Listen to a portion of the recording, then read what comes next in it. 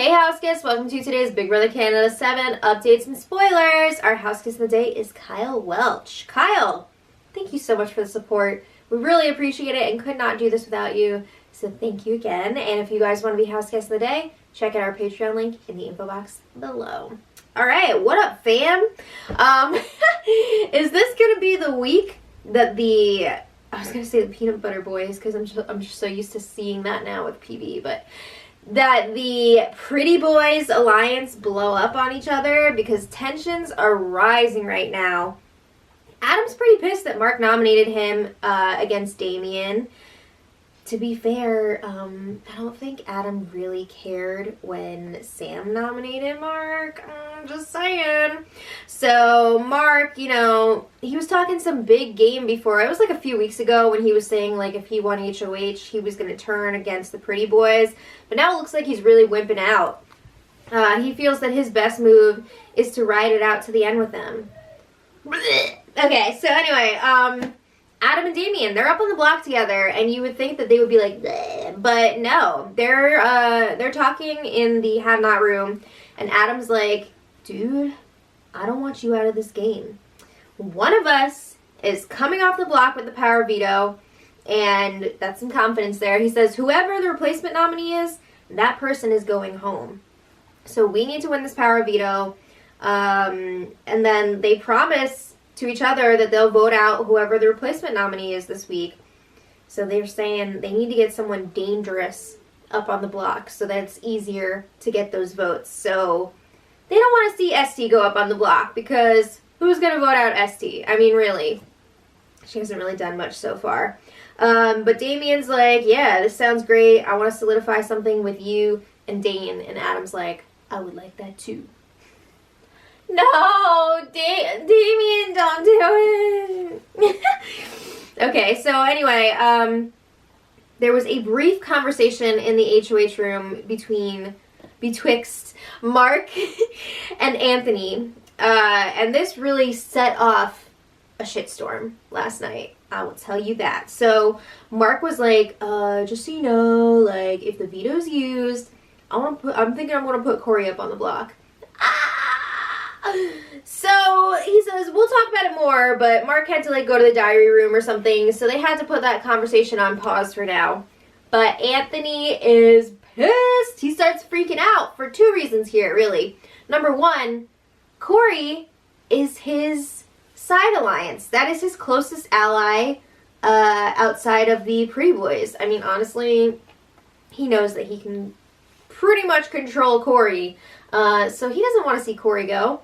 But also, he is upset because he feels like, whoa, my alliance has already had discussions about this, and I've been left out of them. Not a good feeling, right? Yeah. So then, not long after that conversation, probably like 10 minutes or so, Anthony and Adam really start to butt heads. They were up in the HOH room, and Anthony's like, I'm not a crybaby. I'll do whatever the team wants. Yeah, okay. But he says, there's a reason you guys are walking around here not telling me things. Like, what is going on here? How does it feel? Because how many times did they have discussions about Sam and they left Adam out of it? Right?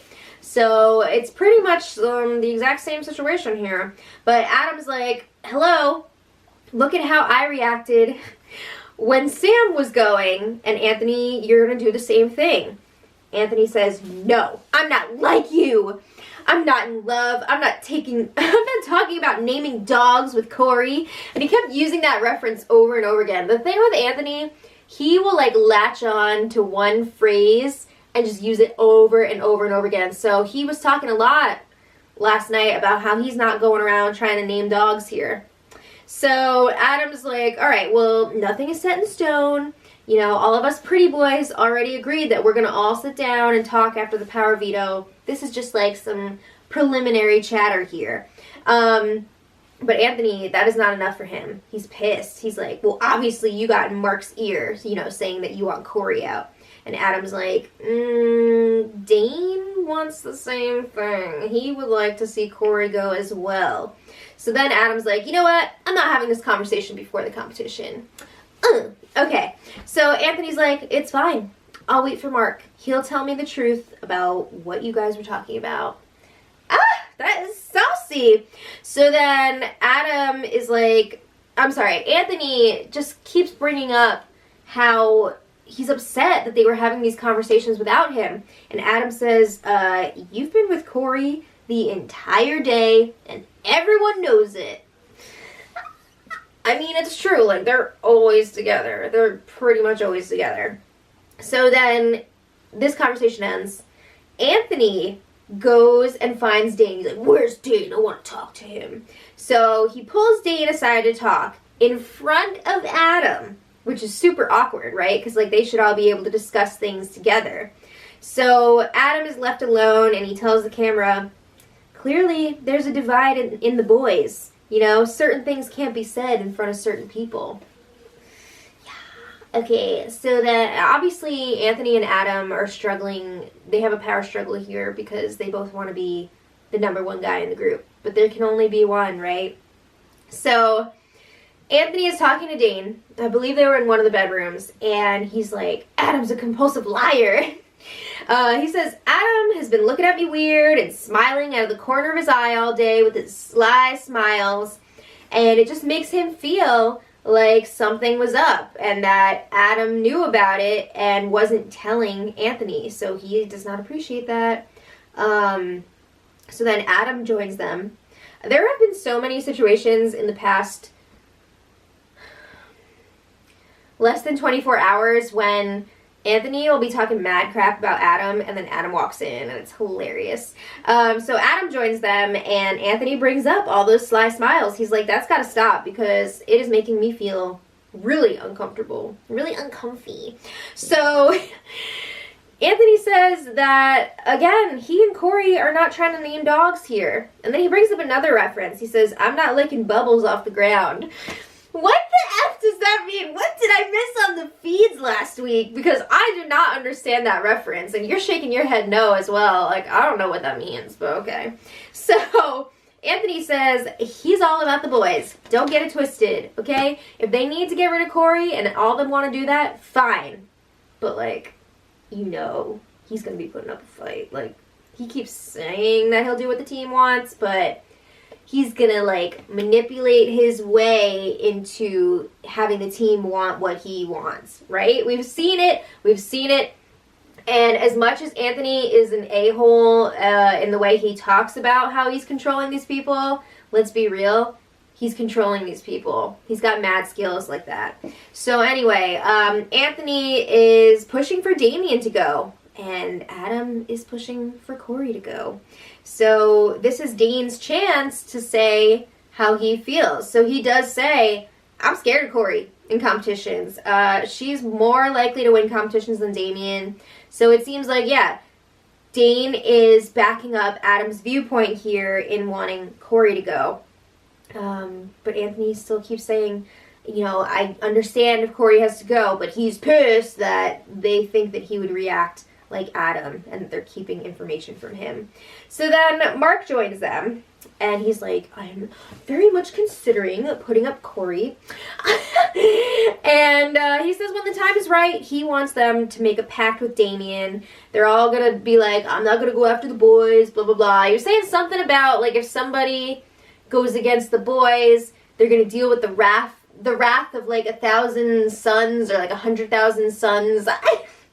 What the frig? Okay, he was also saying again another time how he wanted to do that ritual thing, like with the candles and everybody wearing black. What? Okay. So then Damien walks in.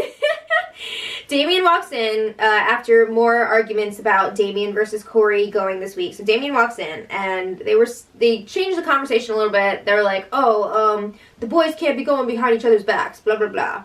Because, you know, they're trying to make it seem like Damien is with them, even though he's not officially in their group. So they tell Damien, yo, if Adam wins the power veto and comes off the block, we are going to keep you safe. So at this point, we know that they have not solidified what they're going to do, but they're telling Damien that they're going to keep him.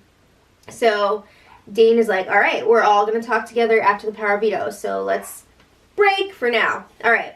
So then after that, more of the same. More of Anthony campaigning in Corey's favor. I mean, methinks Anthony doth protest too much, right? But he's saying to the other pretty boys that Adam is dumb and brainwashed by Damien. Because Damien's been saying for a while now that he wants to go after Adam. But now all of a sudden Damien is saying, like, I want to work with Adam. And I think he legit does want to work with Adam because he wants to take out some of these other fools. I think. I don't know. I'm not totally sure. But the other three pretty boys seem to want Corey out here. So Anthony is outnumbered. So Anthony is blaming Adam and Dane for creating cracks in the Pretty Boys Alliance. He's had enough of their sneaky BS, which is pretty funny because Anthony's had quite a bit of sneaky BS on his own. So, I mean, they're all guilty of that. So then Anthony goes and gives Corey a heads up. He's like, yo, just so you know, everybody's acting weird. I don't like the vibe. There's all these little sly smiles and stuff. And he tells Corey, you need to win this power veto. So come out and win. Get it done. All right, so that brings us to the power veto competition.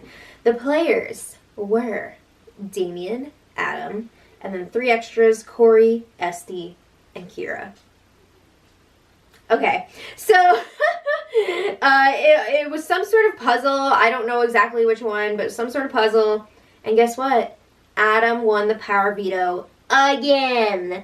And it sounds like Corey came in second place, which really helps Adam and Dane's argument that Corey should be the one to go because she is such a threat in competitions. So, of course, after the comp, there were more discussions about who the replacement nominee should be because, obviously, Adam's going to be using the veto on himself. So, Anthony pushing hard for Corey to stay. He's like, she wouldn't put up 2 guys. Blah, it's going to be okay. So, Dane is like, yeah, but we should control our own destiny, right? Like, yeah, you can convince Corey to do things, but she is much more likely to beat us in competitions than any of the other people outside of our alliance. So, like, why not just take her out and then we can win things on our own? But Anthony's like, no, it's good. I have control over her, blah, blah, blah. He keeps bragging about how he can finesse people. And yes, he can. This should be a huge red flag to them. Like, why is no one looking at Anthony right now? It's crazy. So then this morning, Dane and Adam were talking to Mark, and they are really pushing for Corey to go up and out. And I mean, it's the same reasons we've been hearing.